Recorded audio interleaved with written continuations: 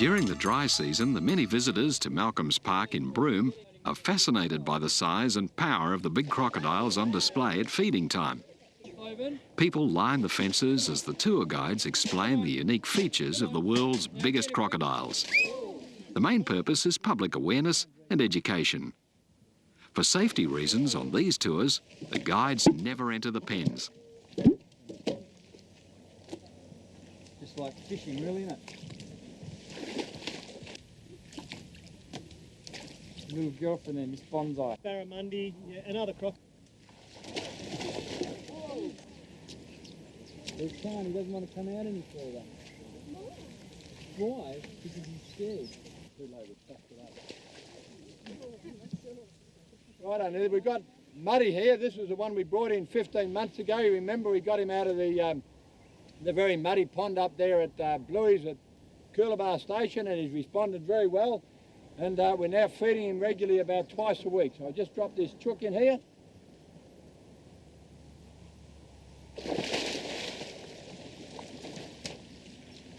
Any more than 2 or 3 dead chickens a week, and he would be too fat. It's now well into the dry season, and the prevailing southeast winds churn up the murky waters of King Sound. Southeast coming in here, you reckon I can't? At Ludgeta, Malcolm has set a trap for a rogue crocodile in a nearby river. It's too rough to launch the boat from the beach and motor to the estuary, so he checks with the locals, and they tell him how he can reach it overland.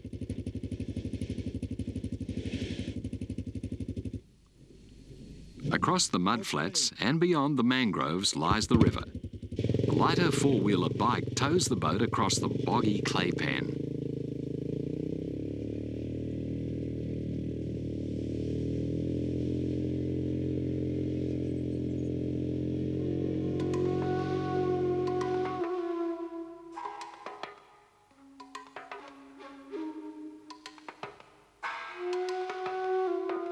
On a high spring tide, water flows across the flats, and reaching the main river is easy.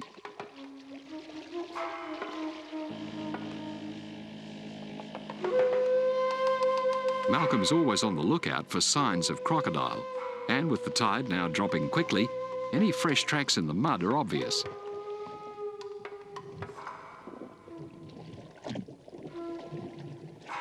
This croc's very active, regularly using the same mud bank to rest.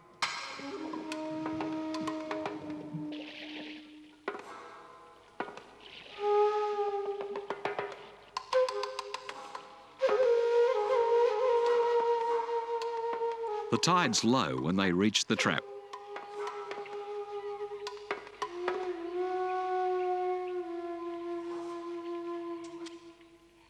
The gate's down. Malcolm's in luck. This is the other one they've been hunting. It's not big, but it's a wild, cranky croc and capable of taking a dog or a child from the nearby beach.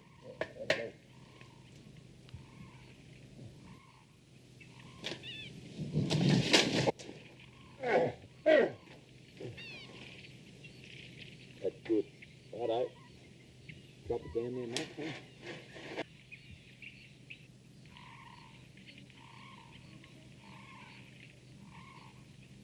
In the croc.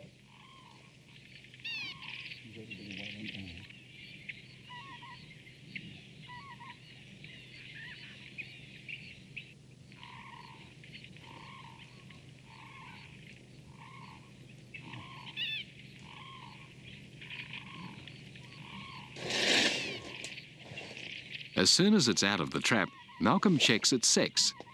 This one's a young male. It's impossible to tell the sex of a crocodile from its external features until it's mature, when a male's always much larger than a female.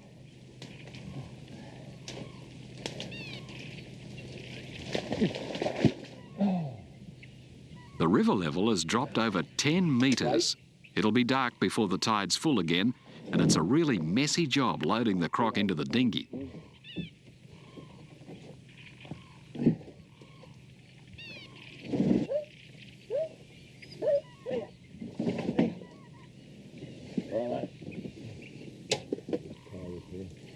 Right, I have a break, mate. That's him. Right. Right, just go back this.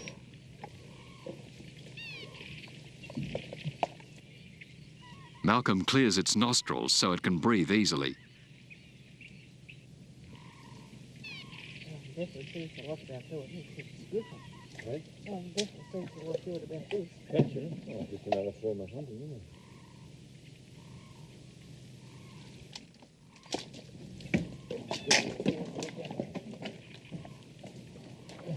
The men have to motor back upstream to the spot where they launched the boat earlier.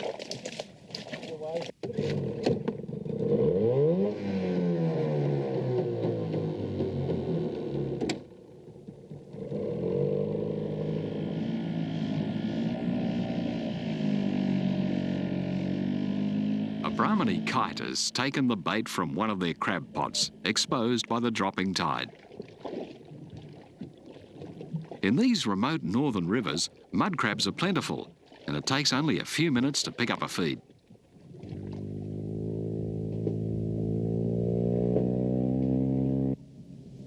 With a few hundred metres of rope connected to the bike, the dinghy and crocodile are hauled from the river and towed across the flats to the Toyota.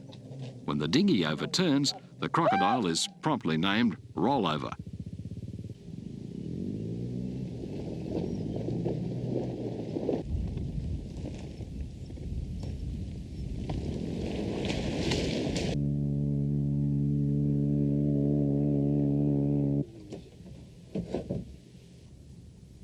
As it shrinks and dries, the thick mud pulls the hairs out of Malcolm's skin, so it's a quick clean-up before the men head back to Broome.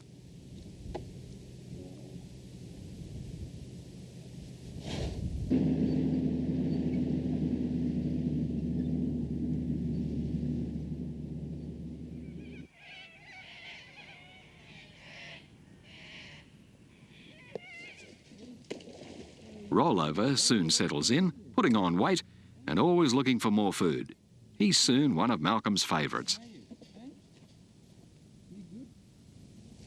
Oh, stop it.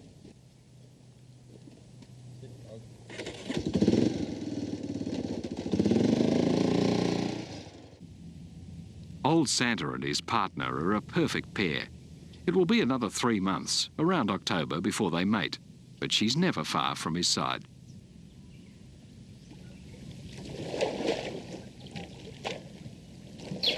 The freshwater crocodiles mate in the cooler months, around July.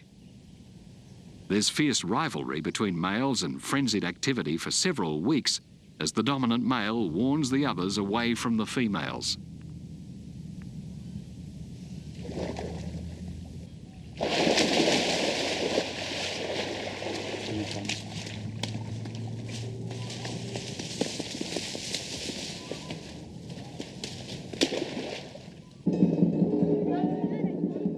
Another reptilian creature active during the dry season is the Shinju Matsuri Pearl Festival dragon. It appears for one afternoon every year to lead the street parade.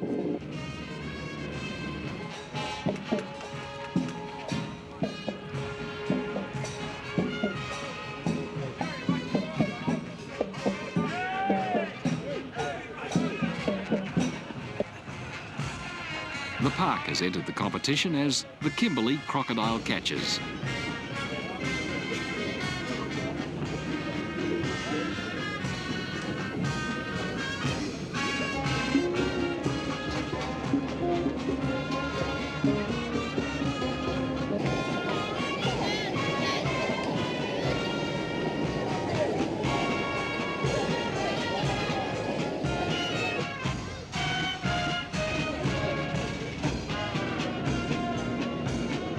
The parade winds up on the town oval and everyone gathers to hear the judge's decision. The Broome Crocodile Park wins Best Commercial Float for the year.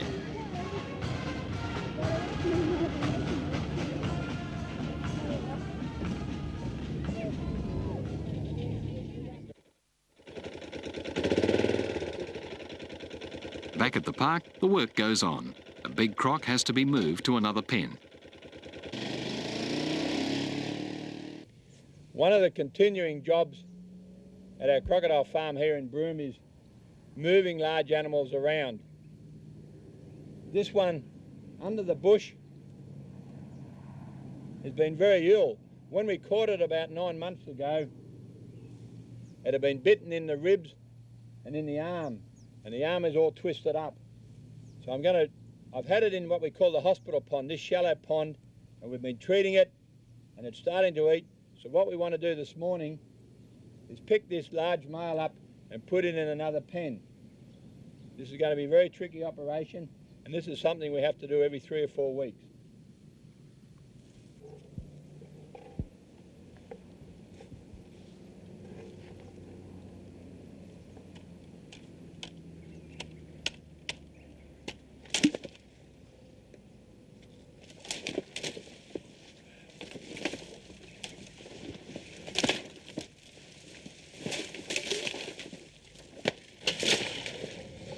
When a croc opens its mouth in defiance, the rope slips easily around its top jaw.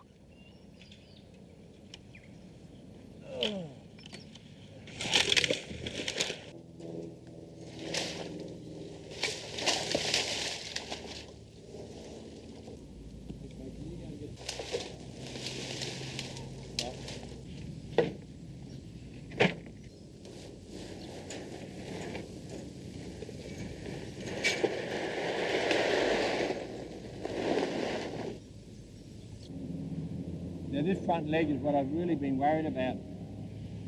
When we caught this large male, he'd been fighting and all this leg was swollen up and the bone was badly broken. It was starting to knit in the bush, so there was nothing we could do about it. Now it looks pretty good now, but it's all knitted around the wrong way. But he's eating, he's starting to put on condition again. So what we'll do now is give him some more penicillin, just check for any wounds, and we're going to put him in with a female.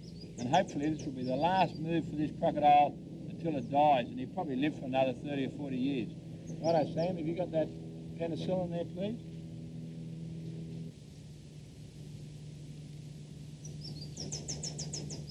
No. Look at that. Just watch that head, mate. Take that needle.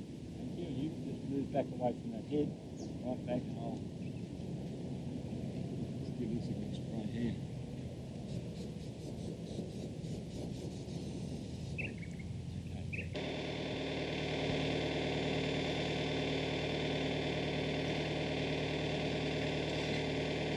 Releasing a big crocodile is always dangerous, and a special procedure is followed to free the croc and at the same time keep the handlers well clear of the jaws. A croc that's been restrained for only a short time is often very active.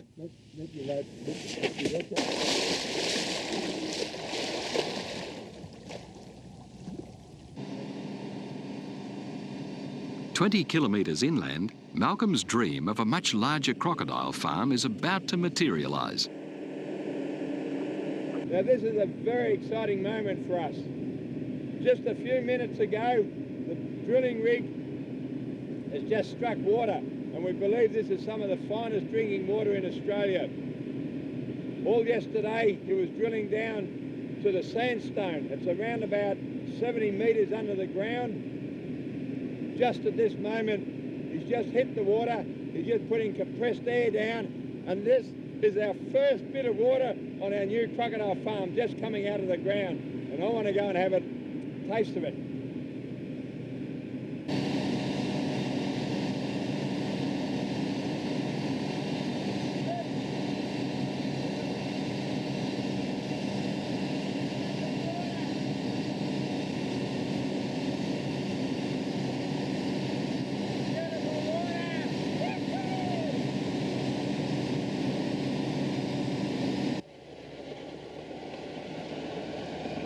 With a plentiful supply of water guaranteed, the construction of a big breeding pond begins.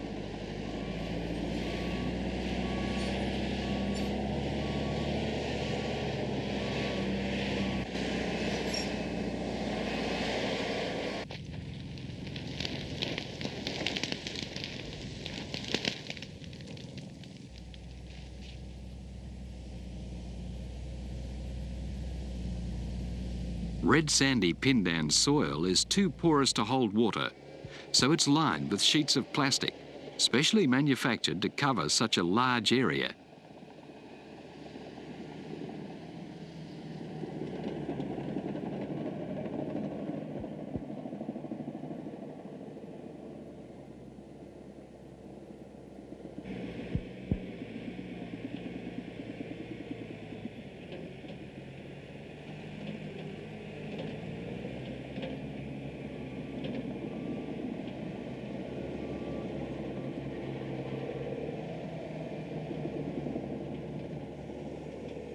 The huge strips are joined with double-sided tape and covered with soil.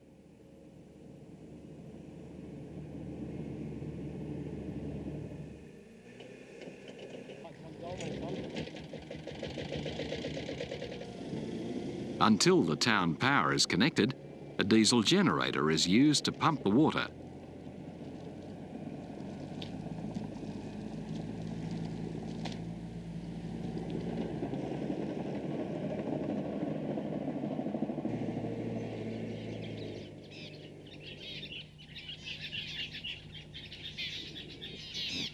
Within weeks, the lake's full and the banks are consolidated with trees and grasses.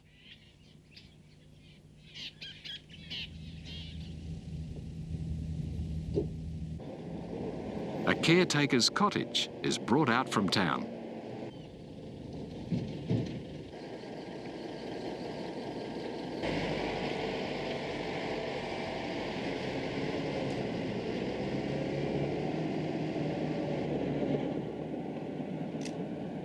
All the activity has disturbed a deadly king brown. The flattening of the head and body shows that it's very angry and should be well left alone. It strikes at great speed, chewing to inject even more venom.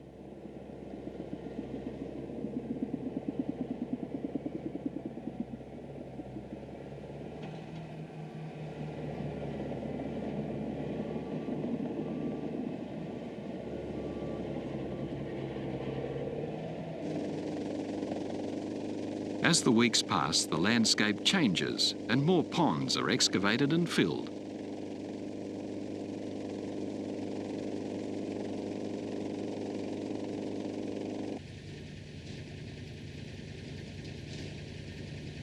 The team begins the next stage of construction, growing out pens for 2,000 young crocs.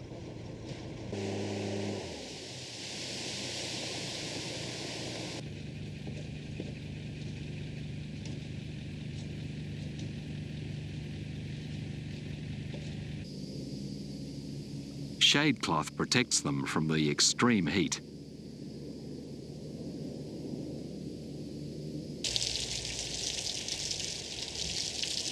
Back in town, there are pens full of crocodiles that all have to be caught and moved to the new farm.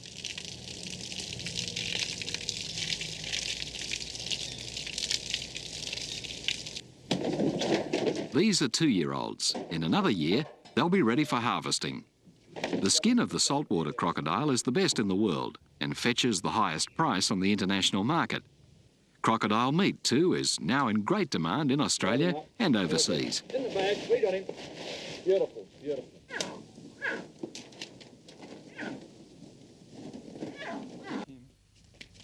Crocodiles are not the easiest animals to handle. They're fast and they bite, but a rubber band easily holds the jaws closed.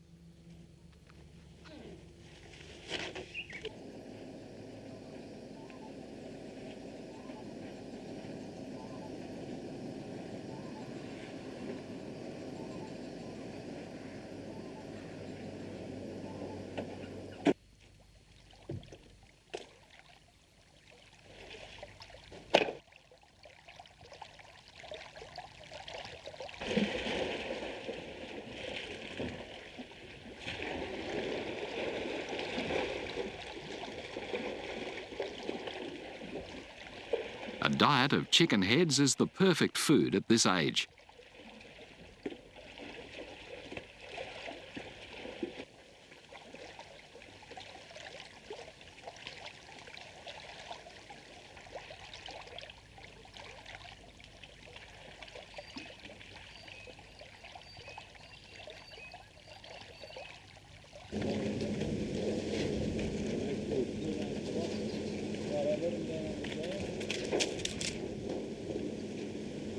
What's your foot? Lift your foot out. Right, I had other feet, right? The lake's now well established and stocked with big crocs. No, you're right. This 4-metre male looks relaxed as the release ropes are removed.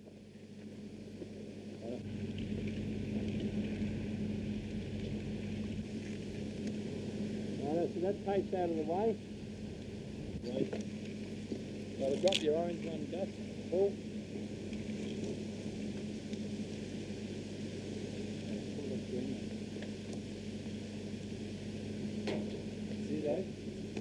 going to... When the green light on the...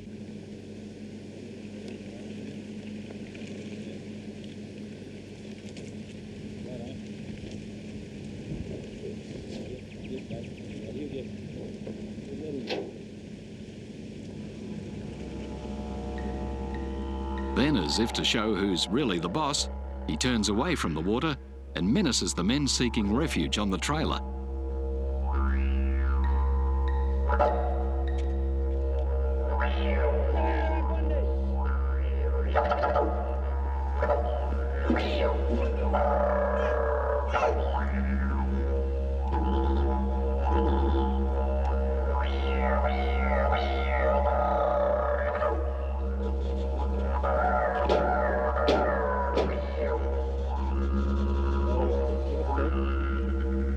A few minutes later, he nonchalantly heads for the lake and disappears.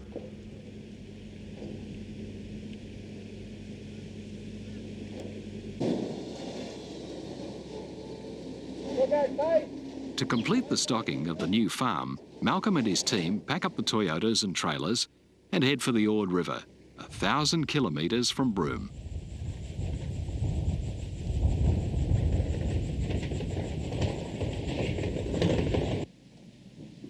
Here, a base camp's established to collect a number of mature animals. The Department of Conservation and Land Management has a CITES-approved crocodile management program for the Ord River and adjacent areas. Annual surveys of the river indicate how many crocodiles there are, and when the population increases, crocodile farmers are permitted to remove a limited number of the animals. Payment for this harvest subsidises the surveys. The utilisation of crocodiles ensures their survival, encourages the development of a new industry, and increases our knowledge of this key species. Only a few stretches of the river have grassy banks where traps can be set. Large crocodiles often lurk near these open spaces where cattle graze and go down to the water's edge to drink. Yeah, that's it. By sundown, 8 traps have been baited. Now it's a waiting game. Crocs usually enter the traps at night.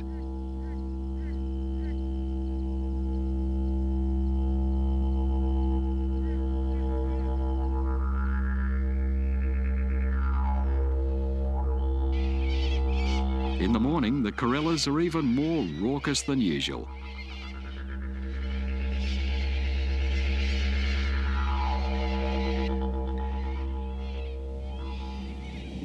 And this is why.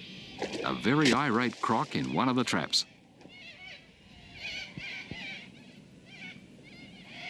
Injured crocs or animals in poor condition often enter a trap for a feed.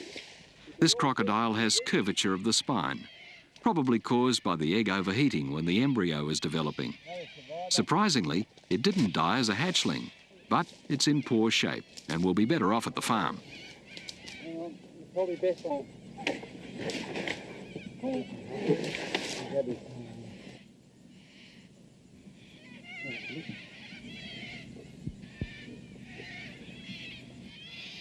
The gate's down on the next trap, but there's no sign of a croc. This is what happens quite often when a croc goes into a trap. He just sits on the bottom, and unless you look very closely, you wouldn't realise there's a croc there. There's about an 11-foot croc just sitting in his trap. And just make sure if he's all right.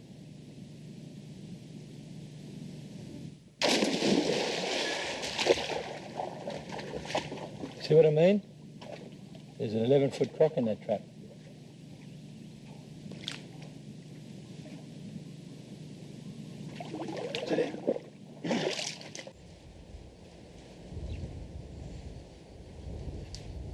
Well upstream, towards the town of Kununurra, a big croc has been caught. 4.5 metres long and in good condition. It somehow turned around after the gate dropped shut.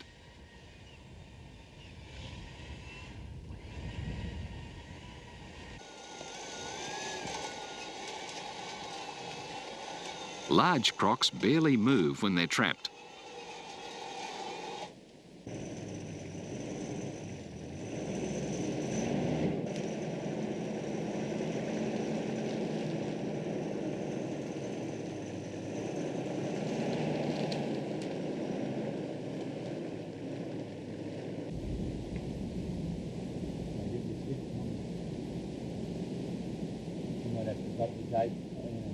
around the other side, mate, get that back there. Drop on my pull down, please. The superficial wounds on its head will soon heal.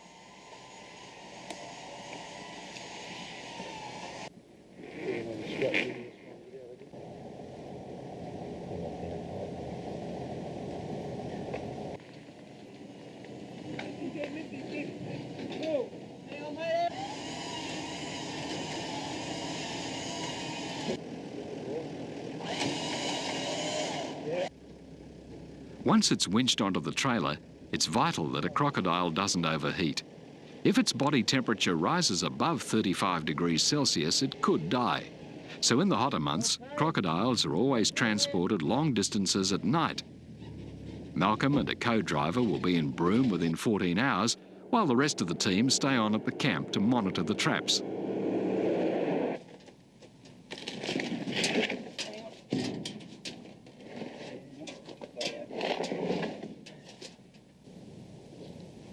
Hunchy, with the spinal curvature, receives his dose of penicillin and multivitamins as a safeguard against infection.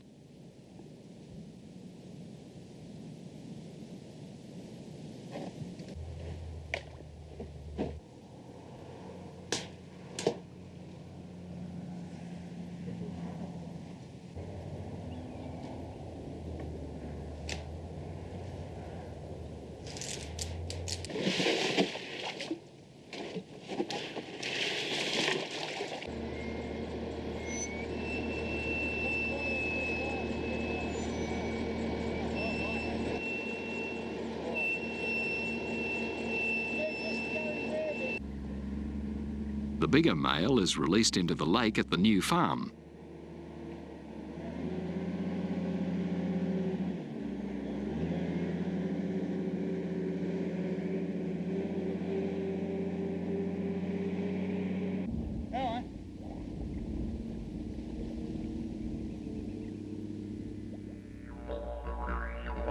For Malcolm, there's an hour or two of relaxation before heading back to the Ord.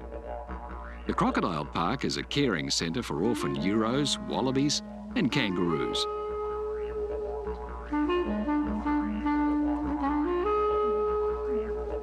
Brought in by travellers who found them on the road, the little animals fill the house and backyard to overflowing.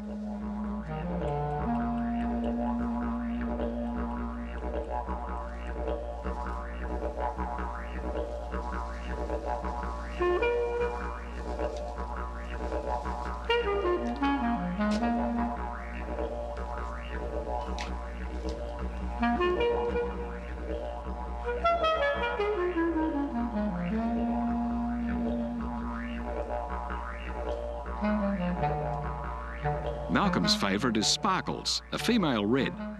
She was found on the edge of town, almost dead. Only the sparkle in her eyes showed that she was alive. Now she's a picture of perfect health.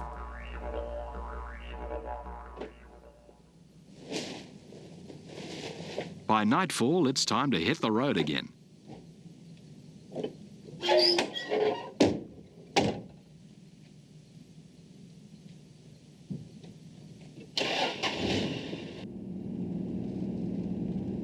Malcolm drives 1,000 kilometres through the night back to the Ord.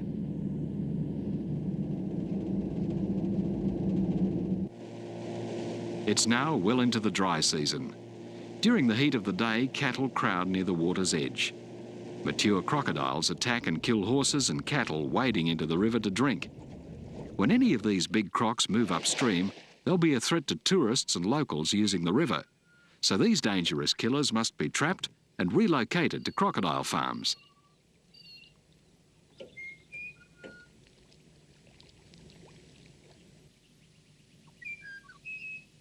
Cunning old crocs like this one can take months or even years to catch.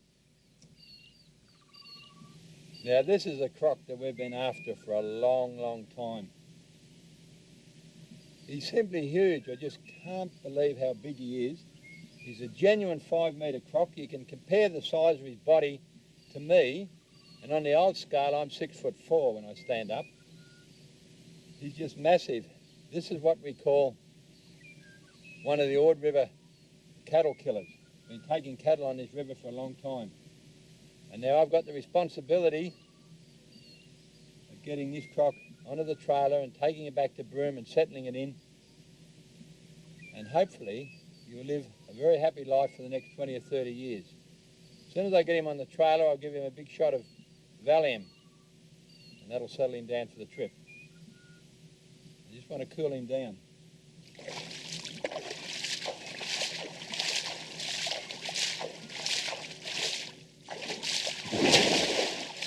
Come on, that's the boy, that's the boy. You can just see the size of his head compared to my body. Just a magnificent animal.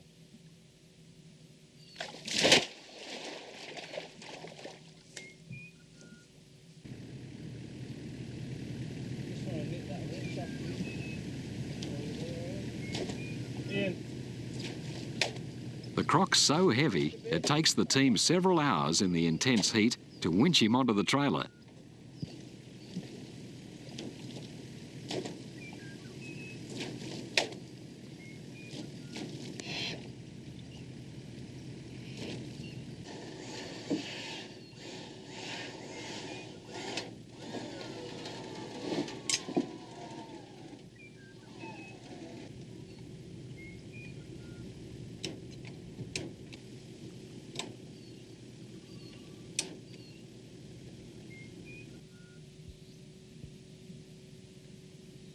There are stronger drugs, but Valium relaxes the animals well enough for the 14-hour drive to Broome.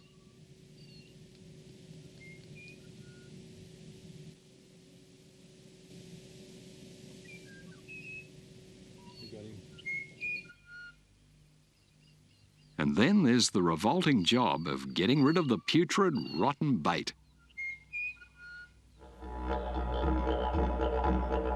Two days later, he's back on the track along the Ord. The men in the camp have reported another huge croc in one of the traps.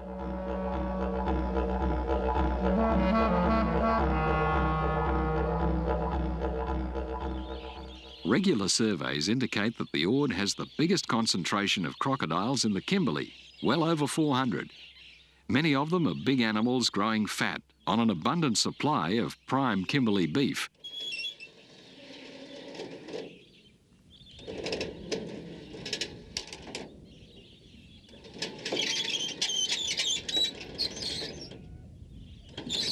This one's in poor condition, with great gashes in its flank from fighting.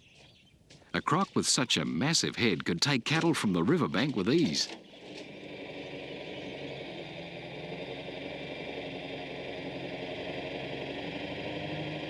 Back in Broome in the early hours of the morning, the huge animal's released into a new pond.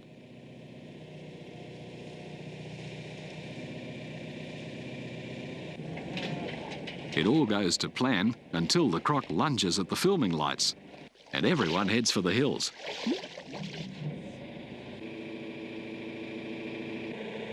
The second croc to be unloaded is even bigger, 5 metres long, and very fat.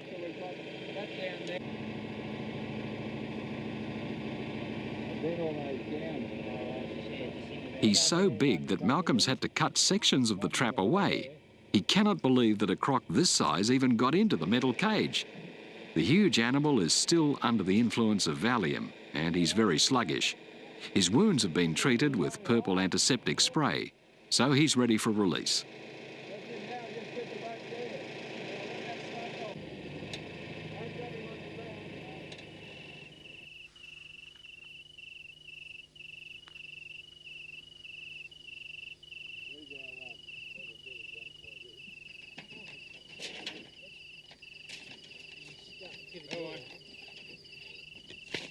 He's called Subber, short for submarine. An hour later, he slides off into the night.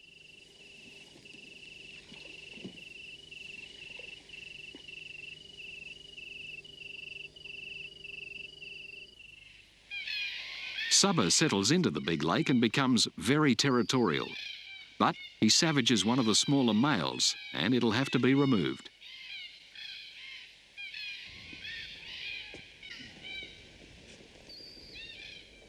when you have a lot of trouble catching a croc in a conventional metal trap and you can't go out at night with a spotlight and harpooning because he's too cunning, we try a rope trap. They sometimes go into a rope trap because it's more natural for them to walk on the rope. So what we've done is dug a long trench here, a 5-metre trench. We've put a couple of wings up. We've got a metal gate up the front here. So now it's just a matter of setting this rope trap up and putting a bait in it, and hopefully we'll get this croc.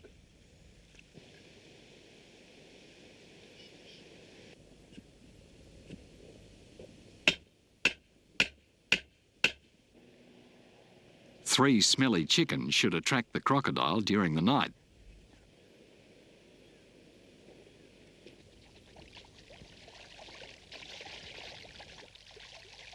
And this is a croc's eye view of the bait.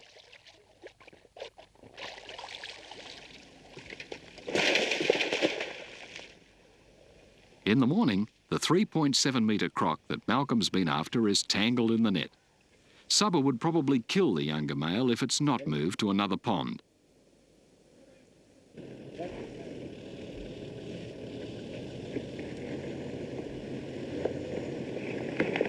Apart from the few wounds from fighting, he's in good shape. Clusters of blood-sucking leeches are easily removed with rock salt.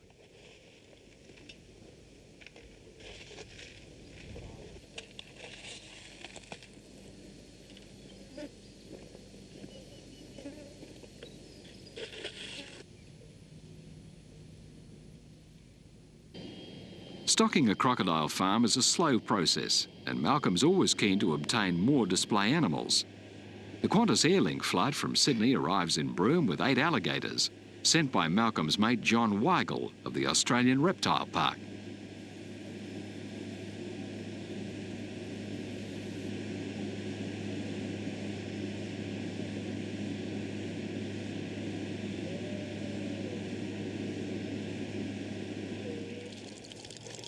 What was the problem with that one that you get turned away? Coming straight from Sydney's cold winter to the warmer northern dry season, the alligators will thrive. Unlike the saltwater and Australian freshwater crocodiles, young alligators are not at all aggressive.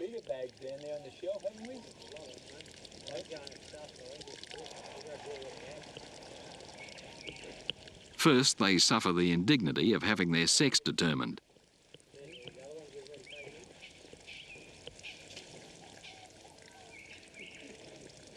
And after a shower, they're ready to face the tourists. Malcolm's great interest is public education, and guided tours take up a lot of time in the warm, dry winter. Over here. More likely to pick on the female.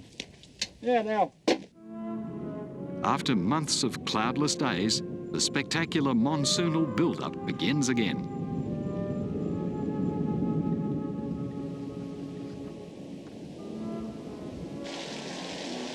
By Christmas, torrential rains soak the Kimberley and Malcolm stays close to home. This 4.2-metre male attacked 2 horses and lunged at a young boy on the Upper Ord near Kununurra. Trapped by government rangers, the rogue is named Mauler for the terrible injuries he inflicted on the horses.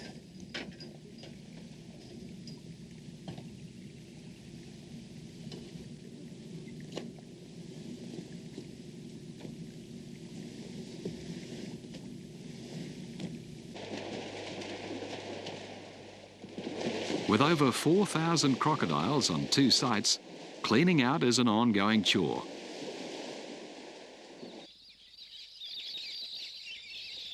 The rains have eased, but it's hot and humid, and the crocs are closely monitored for nesting activity.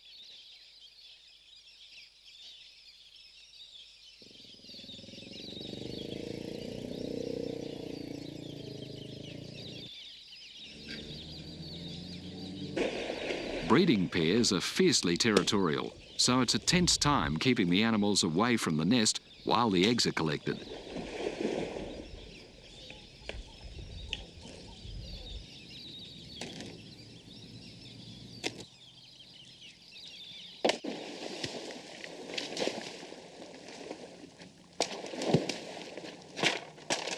Bluey, one of the biggest crocs at the park, defends his two females vigorously.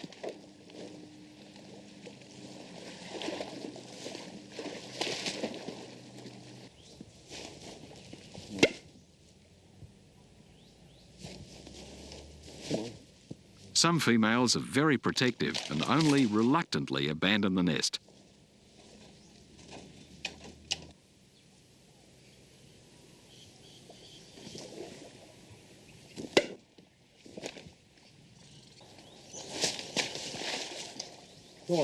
When the males are agitated, they're unpredictable, even lashing out at the female in their frenzy.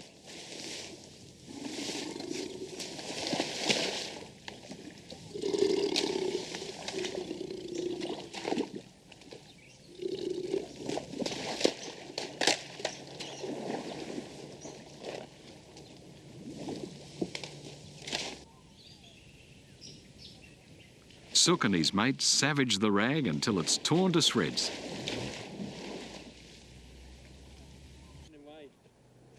In the early 1970s, when crocodiles were protected in Australia, very little was known about these prehistoric reptiles.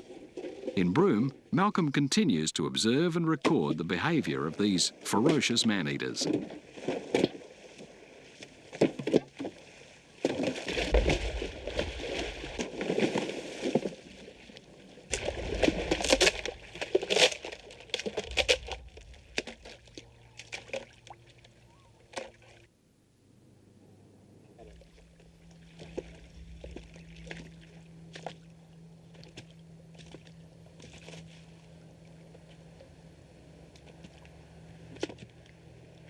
Malcolm's been obsessed with crocodiles for over 40 years.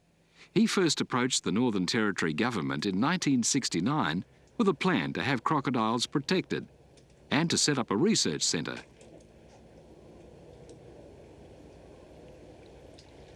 In recent years, much has been learnt about these extraordinary creatures, but discovering all there is to know about crocodiles would take more than one lifetime.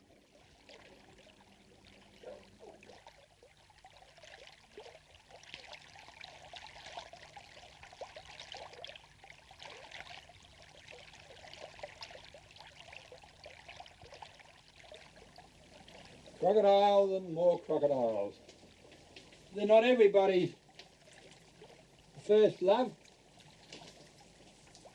but I'm quite happy spending the next 20 or 30 years in Broome living with crocodiles.